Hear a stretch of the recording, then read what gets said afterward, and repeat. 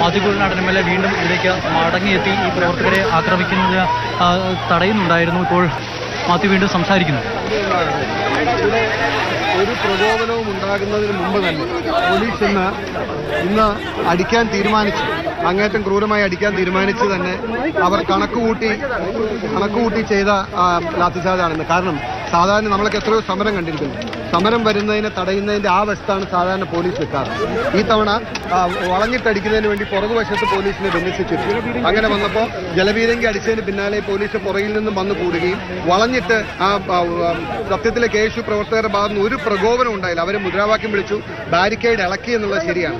അതല്ലാതെ ഒരു കല്ലെറിയുകയോ ഒരു പലക എറിയോ അല്ലെങ്കിൽ ഒരു കോലെറിയോ ഒന്നും ചെയ്തില്ല. അതിന് മുമ്പേ പോലീസ് ആസൂത്രിതമായി മർദ്ദിക്കുകയായിരുന്നു. മാത്രമല്ല പെൺകുട്ടികൾ നിൽക്കുന്ന വശത്തേക്ക് ഫോക്കസ് ചെയ്ത് ജലപീരങ്കി പ്രയോഗിക്കുകയും അവരെ നിരത്ത് വീഴ്ക്കുകയും അതിനുശേഷം പ്രവർത്തകരെ അടിച്ച് ചെതറിക്കുകയുമാണ് അവർ ചെയ്തത്. അങ്ങനെ വന്നപ്പോൾ ഒരു പ്രവർത്തകൻ വീണ് കിടക്കുന്ന ഒരു പ്രവർത്തകനെ 4-5 പോലീസുകാർ ചേർന്ന് വളഞ്ഞിട്ട് മർദ്ദിക്കുന്ന കണ്ടപ്പോൾ ഞാൻ കടന്നു ചെന്നപ്പോഴാണ് എനിക്ക് ആ അടി എൻ്റെ മേത്തും ചുറ്റും സ്ഥിരീകരണം ഉണ്ടായത്.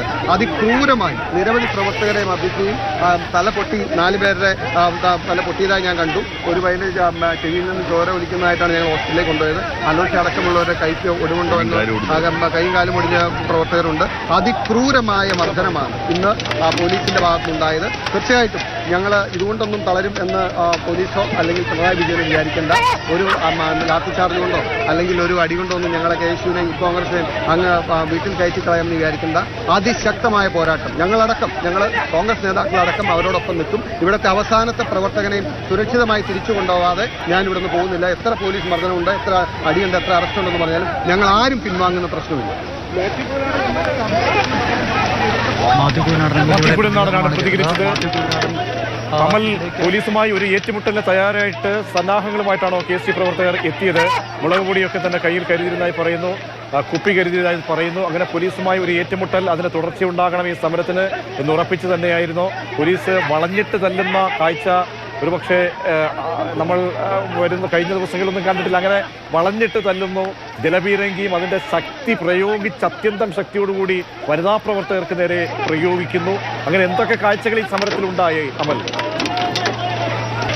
പ്രകടനം ഇവിടേക്ക് കടന്നു വന്ന ഉടൻ തന്നെ പ്രവർത്തകർ ഈ ബാരിക്കേഡിന് മുന്നിലേക്ക് എത്തി. എന്തായാലും കഴിഞ്ഞ ദിവസങ്ങളിൽ പോലീസിന് ഇന്നലെ നടന്ന യൂത്ത് കോൺഗ്രസ് മാർച്ചിൽ പോലീസിന് വലിയ തോതിൽ മർദ്ദനമേൽക്കേണ്ടി വന്നു. വനിതാ പോലീസുകാർക്കടക്കം മർദ്ദനമേൽക്കേണ്ടി വന്നു. അതിനാൽ തന്നെ അത്തരത്തിലൊരു വീഴ്ച ഇന്ന് ഉണ്ടാകരുത് എന്ന് ഉറപ്പിച്ച് തന്നെയാണ് പോലീസ് ഇന്ന് എത്തിയിരുന്നത്. നിരവധി പോലീസുകാർ ഇന്നലത്തെ മാർച്ചിനെ നിയന്ത്രിക്കാൻ എത്തിയതിലും ഇരട്ടിയോളം വരുന്ന പോലീസ് സന്നാഹം ഇവിടെ ഒരുക്കിയിരുന്നു.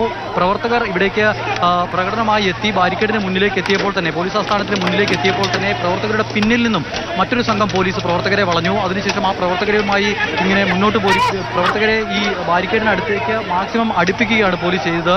അതിനുശേഷം പ്രകോപനമുണ്ടായപ്പോൾ ഈ ബാരിക്കേഡ് പിടിച്ച് കുലുക്കുകയും കമ്പും കല്ലും അകത്തേക്ക് എറിയുകയും ചെയ്തപ്പോൾ പോലീസ് ലാത്തിച്ചാർജ് തുടങ്ങി. ഇന്നലെ നിരവധി കല്ലേറുകൾ കിട്ടിയിട്ടും പോലീസ് കല്ലേറുകൾ കിട്ടിയിട്ടും കമ്പേറുകൾ കിട്ടിയിട്ടും ചെരുപ്പേറുകൾ കിട്ടിയിട്ടും സംയമനം പാലിച്ച പോലീസാണ്. പക്ഷേ ഇന്ന് അത് കണ്ടില്ല. നേരെ പോലീസ് ലാത്തി വീശുകയാണ് ചെയ്തത്. പിന്നിൽ നിന്നും ഈ മാനവീയ നീതിയുടെ ഭാഗത്ത് പൂർണ്ണമായും പോലീസുകാരെ അവകാശം തരാതെ മുഴുവൻ പ്രവർത്തകർക്ക് ചുറ്റും പോലീസ് രണ്ട് റോ പോലെ പോലീസ് പത്മവ്യൂഹം തീർത്തുകൊണ്ടാണ് എല്ലാ രീതിയിലുള്ള മർദ്ദനങ്ങൾ ആരംഭിച്ചത്. ഈ പരിക്ക് പറ്റി മാറി അവിടെ അടുത്തുള്ള ഒരു കടയിൽ ഒന്ന് കാല് കയറ്റി വെച്ചിരിക്കുന്ന സമയത്ത് പോലും ആ കടയുടെ ഷട്ടറുകൾ ചവിട്ടി തുറന്നുകൊണ്ടാണ് ഞങ്ങൾ അവിടെ നിന്ന് പോയി